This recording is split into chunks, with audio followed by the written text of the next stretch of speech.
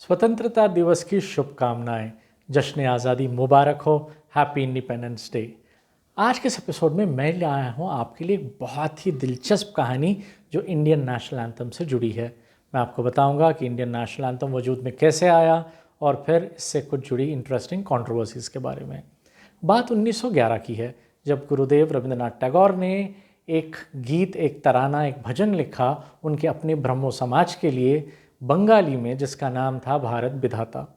इस गीत के 5 स्टैंजास थे, यानी कि 5 बंद, और जो सबसे पहला स्टैंजा है उसे हम नेशनल एंथम के रूप में गाते आ रहे हैं। उसी 1911 में कलकत्ता में इंडियन नेशनल कांग्रेस का एक सेशन चल रहा था। पहली बार इसे उस सेशन में गाया गया था। उसके आइंदा साल 1912 में रविंद्रनाथ टैगोर ने खुद उनके अपने आदि ब्रह्मो समाज के नेशनल इवेंट में उसे पेश किया। लोगों ने बहुत पसंद किया और उसके बाद ब्रह्मो समाज की पब्लिकेशंस में भी इसको छापा गया। उस वक्त तक भी ये गीत मंजर आम पर नहीं आया था, ज़्यादातर लोग इससे नावाकिफ़ थे। 1919 की बात है, जब रविंद्रनाथ टैगोर आंध्र प्रदेश के एक डिस्ट्रिक्ट चित्तूर के शहर मदनपल्ली में एक कॉलेज को विजिट करने आए थे। उस मशहूर कॉलेज का नाम था बेसेंट थियोसोफिकल कॉलेज। इस कॉलेज की असेंबली में रविंद्रनाथ टैगोर ने खुद इस गीत को पेश किया। उस वक्त की जो ब्रिटिश प्रिंसिपल थी उस स्कूल की, मार्गरेट कज़न्स, ने इस गीत को बहुत पसंद किया और गुरुदेव से रिक्वेस्ट की कि वो इस गीत को इंग्लिश में भी ट्रांसलेट करें ताकि वो खुद उसे कंपोज कर सकती हैं। रविंद्रनाथ टैगोर ने इसे ऑनर करते हुए उसी रोज़ उसी कॉलेज प्रीमाइसेस में इस गीत को इंग्लिश में ट्रांसलेट किया और उसे नाम दिया the morning song of India. उस गीत को मार्गरेट कज़न्स के कंपोजिशन में आज भी एज अ प्रेयर सॉन्ग उस कॉलेज में गाया जाता है। उसके बाद 1942 में सुभाष चंद्र बोस जब जर्मनी में थे तो वहाँ पर उन्होंने एक लोकल इवेंट में इस गीत को as a national anthem present किया और पहली बार हैम्बर्ग रेडियो सिम्फनी ऑर्केस्ट्रा ने पब्लिकली इसे प्ले किया as a national anthem of free India. अब दिलचस्प कहानी ये है कि उसी साल सुभाष चंद्र बोस की मुलाकात हुई एक और हिंदुस्तानी से। वो उस वक्त के princely state, Nizam state of Hyderabad से थे। वो इंडियन नेशनल आर्मी में सर्व कर चुके थे और जर्मनी गए हुए थे अपनी इंजीनियरिंग की पढ़ाई के लिए। उनका नाम था कर्नल आबिद हसन। कर्नल आबिद हसन सुभाष चंद्र बोस से बहुत मुतासिर हुए और उन्होंने सुभाष चंद्र बोस की आज़ाद हिंद फौज, इंडियन लेजियन को ज्वाइन कर लिया था और वो फिर वहाँ पर सुभाष चंद्र बोस के सेक्रेटरी भी बने रहे और उनके ट्रांसलेटर के रूप में भी उनकी बहुत मदद की। बाद में जब सुभाष चंद्र बोस और कर्नल आबिद हसन सिंगापुर चले आए तो आज़ाद हिंद रेडियो के एक राइटर मुमताज़ हुसैन के साथ मिलकर इस बंगाली गीत को हिंदुस्तानी में ट्रांसलेट किया और उसका नाम रखा गया शुभ सुख चैन। अब इसको provisional government of free India का नेशनल एंथम बना लिया गया और इसको गाते रहे। अब 1945 में एक हिंदी फिल्म आई थी बिमल रॉय की, जिसका नाम था हमराही। इस फिल्म में भी इस गीत को दर्शाया गया था। उसके बाद 1947 में जब 15 अगस्त को हमें आज़ादी मिली तो 15 अगस्त की रात 12 बजे जो इंडियन कॉन्स्टिट्यूएंट असेंबली का सेशन हुआ था वहाँ भी इस गीत को गाया गया था। लेकिन उसके 3 साल बाद 1950 में ही ऑफिशियली इंडियन कॉन्स्टिट्यूएंट असेंबली ने इसे हिंदुस्तान का नेशनल एंथम करार दिया। तो ये थी कहानी नेशनल एंथम की कि किस तरह एक ब्रह्मो समाज के लिए लिखा हुआ गीत नेशनल एंथम के तौर पर हमें मिला। अब बात करते हैं कंट्रोवर्सीज़ की। सबसे बड़ी कंट्रोवर्सी जो शुरू से ही इसके साथ जुड़ी थी वो जब रविंद्रनाथ टैगोर ने 1911 में ये सॉन्ग लिखा तो उसके बाद जब इंडियन नेशनल कांग्रेस में इसे पेश किया गया तो दूसरे ही दिन ब्रिटिश इंडिया के सारे अखबारों ने ये छाप दिया कि रविंद्रनाथ टैगोर ने उस वक्त के एम्परर जॉर्ज फिफ्थ और क्वीन मेरी की शान में इसे लिखा है।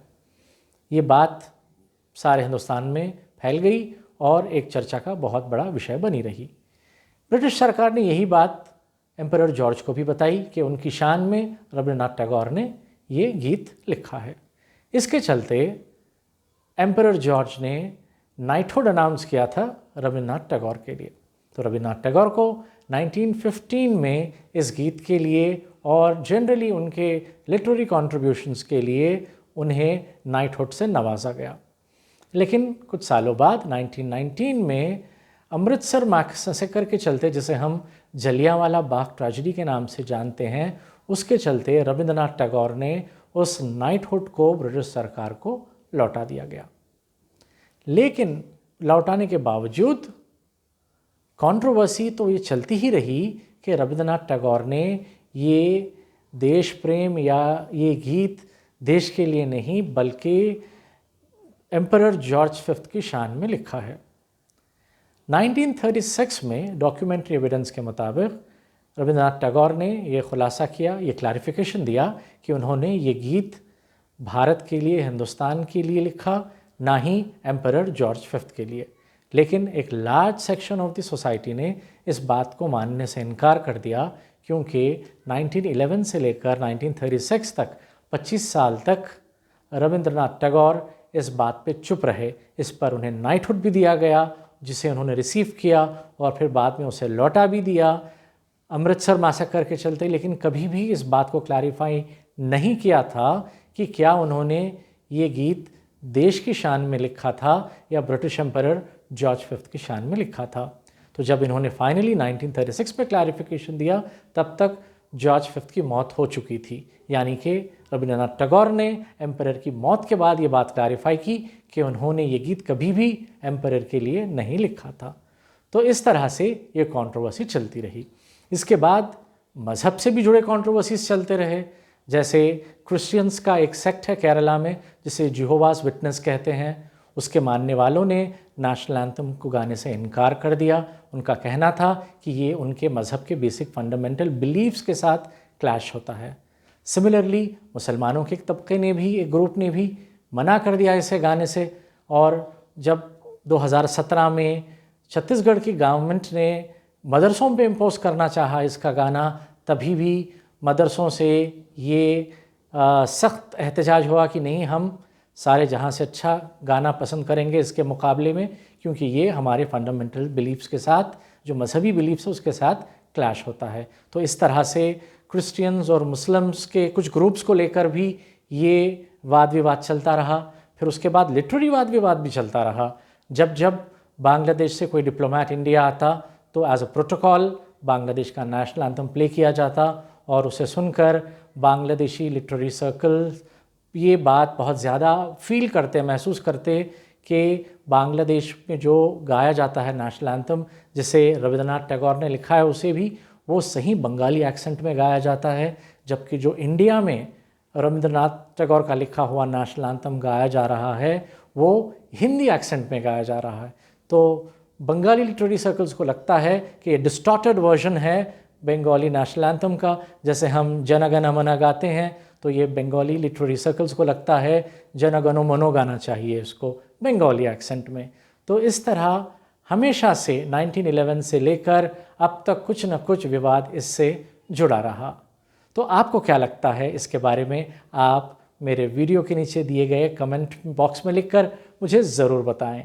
और अगर अब तक आपने मेरे चैनल को सब्सक्राइब नहीं किया है तो मेरे चैनल अगला कदम को ज़रूर सब्सक्राइब करें।